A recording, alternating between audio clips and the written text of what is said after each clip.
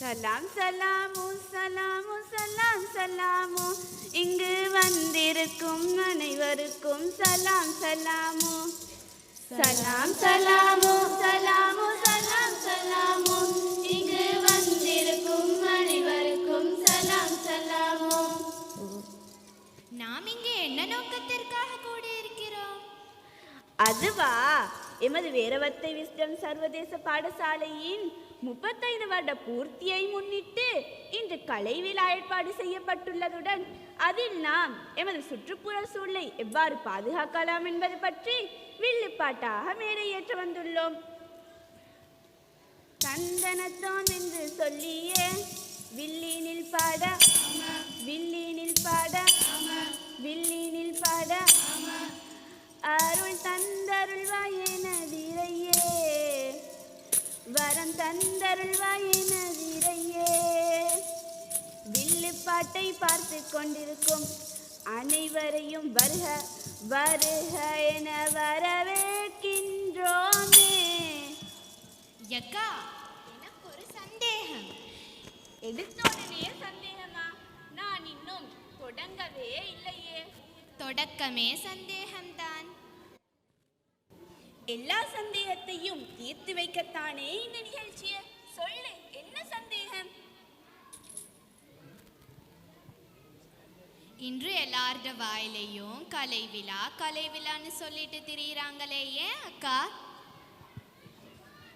சரியான சந்தேகம். நம்ம எல்லோருக்கும் கல்வியுடன் சேர்த்து மேலதிகமாக கலையை கற்றுத்தருகிற விஸ்டம் பாடசாலையின் கலை விழாவிற்கு வந்திருக்கிறோம். இங்கு வந்து கலை விழான்னு சொல்லலன்னா நல்லாவா இருக்கும்? சந்தேகம் தீர்த்துடுச்சா? இப்போ நிகழ்ச்சிக்குள்ள போய் கருத்து சொல்லலாமா?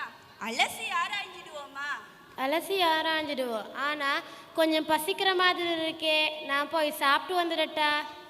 எப்ப பாரு திங்கறதுலேயே இரு. இப்ப சாப்பாட்டு பிரச்சனை தான் பெரும் பிரச்சனையா இருக்கு. விட்டா நான் போய் சாப்பிட்டு வந்துடுவேன். சாப்பாட்டுல என்னக்கா பிரச்சனை? மழை இல்ல, விவசாயம் இல்ல, விவசாயிகளுக்கு வாழ்க்கையே இல்ல. அப்புறம் எப்படி நமக்கு சாப்பாடு கிடைக்கும்? மழை பெய்யாம இருக்கிறதுக்கு நாம என்ன பண்ண முடியும்? என்ன பண்ண முடியுமா? நாம செய்யற சில காரியங்களால தான் மழையே வர மாட்டேங்குது. நாம என்னக்கா செய்கிறோம்? வில்லுப்பாட்டு தான் பாடுறோம், அது ஒரு தப்பா? உனக்கு சொல்லி புரிய வைக்க முடியாது, பாடுறேன் கேளு. ஆத்தோரத்துல ஆலமரம் வேலமரம், ரோட்டோரத்துல வேப்பமரம் புளிய மரம் ரொம்ப இருக்கு. ஆத்தோரத்தில ஆலமரம் வேலமரம், ரோட்டோரத்தில வேப்பமரம் புளிய மரம் ரொம்ப இருக்கு. நல்ல மழை பெய்ய இந்த மரம் தான் காரணம். மரங்களை வெட்டி வெட்டி சாய்க்கிறோமே. வாகனத்தின் புகையில சுற்றுச்சூழல் கெட்டது.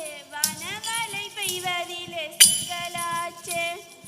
மரங்களை வெட்டுறத இப்பொழுதே விட்டுடுவோம். ஆத்தோரத்தில ஆலமரம் வேலமரம், ரோட்டோரத்தில வேப்பமரம் புளிய மரம் ரொம்ப இருக்கு. இப்ப புரிஞ்சுதா மழை வராம இருக்க என்ன காரணம்னு? மரங்களை கணக்கு வழக்கில்லாம வெட்டுறதும், வாகனங்கள்லிருந்து வர்ற புகையும், ஆலைகள்லிருந்து வர்ற புகையும் கழிவுகளும் தான். ஓ, அதான் ஒரு வீட்டுக்கு மரம் வளர்ப்போம்னு எல்லா பக்கமும் எழுதி வச்சிருக்காங்களா? இன்னைக்கே வீட்டுக்கு 4 மரக்கண்டை வாங்கி நட்ட வச்சிட்றேன். மரத்தை வச்ச நான் தண்ணி ஊற்றலாம்னு போனா கிணத்துல தண்ணி வத்தி கிடக்கு. அதுக்கு என்ன பண்றது? ஆமா, என்ன கேளு. கிணத்துல தண்ணி வத்தி போனதுக்கும் நாம தானே காரணம்.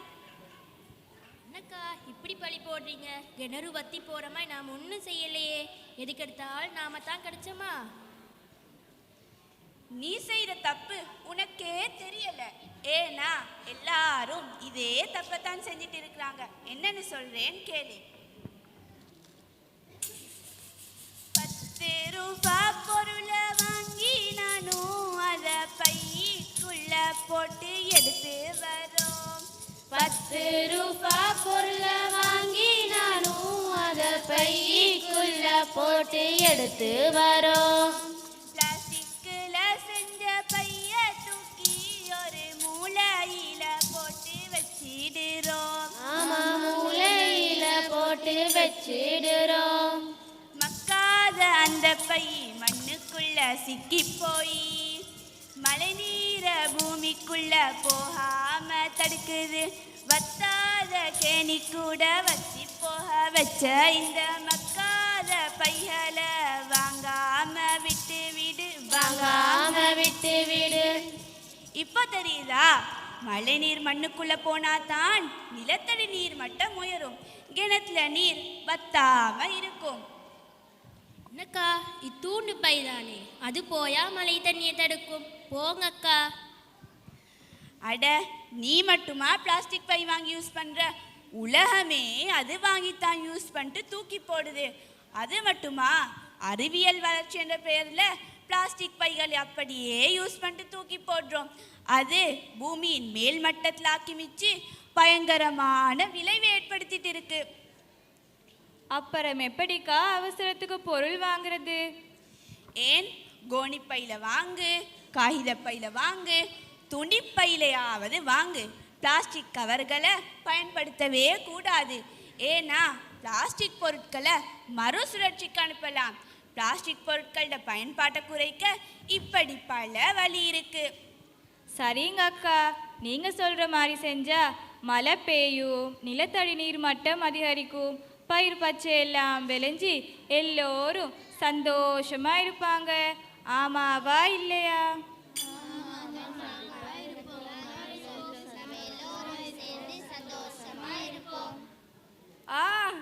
இந்த நுழம்பு நம்மளை சந்தோஷமாகவே இருக்க விட மாட்டேங்குது.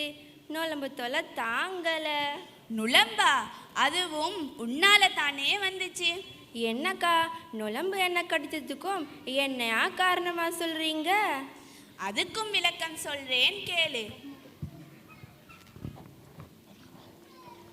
காய்ச்சல் கொண்டு வரும் காயத்தான், டெங்கு நோய் பரப்பும் வீதம் நுழம்பு தான். நீர் தேங்கி இருக்கும் இடங்களிலே அது வாழும் தானே சந்தர்ப்பம். இரவு பகல் வேறுபாடு ஏதும் இல்ல, எப்போதும் தீங்கிழைக்கும் கொல்ல. கட்டுப்பாடு வைத்தால் தானே காப்பு, நாளும் சுற்றம் செய் நீ உறுதி மாப்பு. காய்ச்சல் கொண்டு வரும் காயத்தான், டெங்கு நோய் பரப்பும் வீதம் நுழம்பு தான். நீர் தேங்கி இருக்கும் இடங்களிலே அது வாழும் தானே சந்தர்ப்பம். இரவு பகல் வேறுபாடு ஏதும் இல்ல, எப்போதும் தீங்கிழைக்கும் கொல்ல. கட்டுப்பாடு வைத்தால் தானே காப்பு, நாளும் சுத்தம் செய் நீ உறுதி மாப்பு. மழை வரலனா என்ன பண்ணணும்னு சொன்னேன். மழை வந்து போன பிறகு என்ன பண்ணணும்னு சொல்றேன் கேளு. மழை நீர் தங்கி நிற்கிற இடங்கள் மற்றும் பாத்திரங்கள்ல நீர் தேங்கி இருந்தா அதை உடனே அப்புறப்படுத்தணும். இல்லைன்னா நுழம்புகள் வந்து அந்த சுத்தமான நீர்ல தான் முட்டையிட்டு நிறைய நுழம்புகள் உருவாகும். அதால தான் டெங்கு, மலேரியா, யானைக்கால், சிக்கன்குன்யா போன்ற பல நோய்கள் பரவ இது தான் காரணமாயிருக்கு. மழையே வாவான்னு கூப்பிட்டா மட்டும் போதாது, அதில் ஈந்து வர்ற நோய்கள் நம்மளை தொற்றாம பாதுகாப்பாக இருக்கணும். வீட்டு சூழலை சுத்தமாக வைக்கணும். அப்பதான் நுழம்பு கடி இல்லாம, நோய்கள் இல்லாம ஆரோக்கியமா சந்தோஷமா இருக்கலாம். இந்த மல்லவரத்துலயும் இவ்வளவு இருக்கா? இது தெரியாம போச்சே. ஆமா, இப்ப புரிஞ்சுதா? அப்போ இத கேளு. நாம் தான் இங்கே விருந்தினர், பூமி தான் என்றும் நம் சொந்தம். இயற்கையை காக்க நாம் ஒத்துழைக்க வேண்டும். இயற்கையை காக்க நாம் ஒத்துழைக்க வேண்டும். காற்றின் பசுமை உயிரின் அடிப்படை. காப்போம் அதை நாம் காப்போமே. காற்றில் கலக்கும் மாசு எமது உயிரை பறிக்குமே. காற்றில் கலக்கும் மாசு எமது உயிரை பறிக்குமே. அட, நாம் செய்யும் ஒவ்வொரு செயலும் பூமியை பாதிக்கும் என்று நினைத்தாயோ? நம்மால் நல்லவை செய்தால் பூமி நம் நெஞ்சை நிறைக்கும். அழகாய் மலர்வாய். நம்மால் நல்லவை செய்தால் பூமி நம் நெஞ்சை நிறைக்கும். அழகாய் மலர்வாய். சுற்றுச்சூழலை காக்க நாம் பாடுபடுவோம்.